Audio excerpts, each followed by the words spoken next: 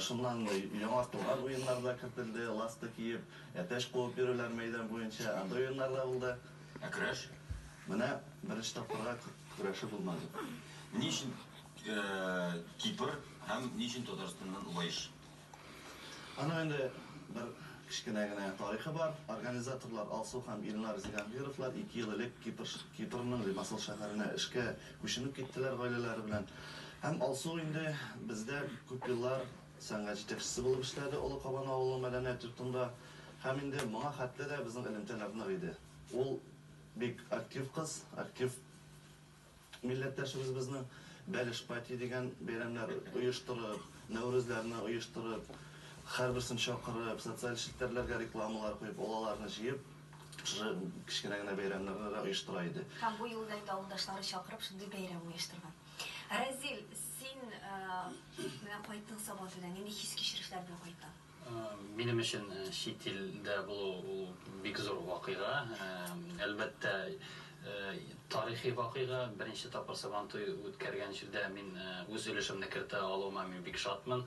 Милләттәшләребезне күрүем бик шат кайттым. Әлеге Итальян гармунда Кипрны күреп кайтканагыз, шулаймы? Кипрдагы Сабантуйда әлеге Итальян гармун нинди көй чыгарды икән? Төрле көйләр, тизмәләр уйнадык. Шуның берсен ишетеп булам хәзер.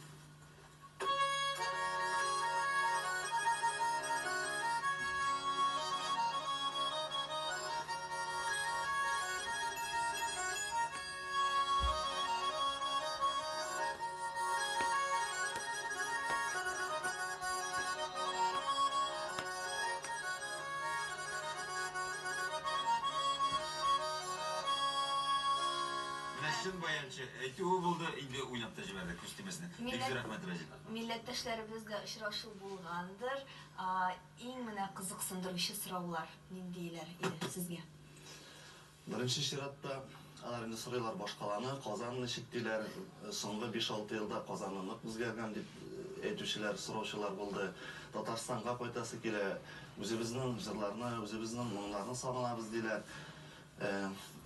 Очрашу вакытында инде без Чаллыда яшәгәндә, Казанда яшәгәндә бу татар көйләре, татар җырлары инде ияләшенгән кебек иде. Менә китеп 5-6 ел, 10 ел узгач инде чыннан да без моңа сусаганбыз. Безгә бу кирәк, безгә бу җитми дип әйтүчеләр бик күп булды. Бу беренче Сабантуй, беренче очрашу иде бит, шулай бит? Бу беренче Сабантуй, Кипрдагы беренче Сабантуй. Һәм бу өметле киләчәккә нигезләнеп өстәүле булыр дип ышанып каласыз. Алла берсә. Үзегез хәзер нинди планнар белән янып киеп яшисез? Алда безнең җиңү бәйрәме көтә. Лаеш районы моңа ничек әзерләнә?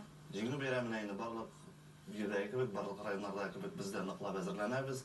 Җиңү бәйрәмнәре артыннан инде безнең Лаеш районына гына хас булган, бездә генә үтә торган Бөтен Россия рус фольклор фестивале Караван үтәчәк 25 майда. Шушы форсаттан файдаланып чакырып калабыз барыгызны да. Һәм аннан соң Сабантуйлар. Бармасаң инде Лаешка барасың ул. Аннан соң инде Сабантуйлар, авылларда, районнарда Сабантуйлар. Республикабызның һәрбер районы үзебезнең илнең һәрбер регионына беркетелгән. Безнең инде 15 июньдә Мәскәү өлкәсе Щелково шәһәрендә Лаеш районы катнашында да Сабантуй узачак. Без инде Куйган максатларыгызга ирешеп, бәйрәмнәрнең барысын да матур итеп үткәргән насыйп булсын, ләкин менә шул бәйрәмнәр арасында әле җиңсез ганып эшләргә дә онытмыйк. Бүләк сорап кергәнегез менә Сабантуйларыгызга хатыктан тиңизләргә, икегезгә дә бүләк барган бәйрәмнәрегездә уйнатып кайтырсыз Алла безгә. Сезнең белән саубуллашабыз. Бездә кунакта Лаеш районының мәдәният бүлеге җитәкчесе Илнур Гайниев һәм баянчы Разил Камалов иде. Бездән алар бүлекне алдылар, бүлек җыер өчен Биектау районы Мүлмә авылына юл тотарлар. Егетләр кунакка килгән өчен бик зур рәхмәт. Оештырган бәйрәмнәрегездә һәм эшегездә зурдан-зур уңышлар теләп калабыз сезгә. Ялгышасың, без Лаеш районы Атабай авылына киттек. Сез Атабайга барыгыз, ә без Мүлмә авылына башлаган сюжетны карыйбыз. Бу сәгатьтә шәхси коллекциядән түгел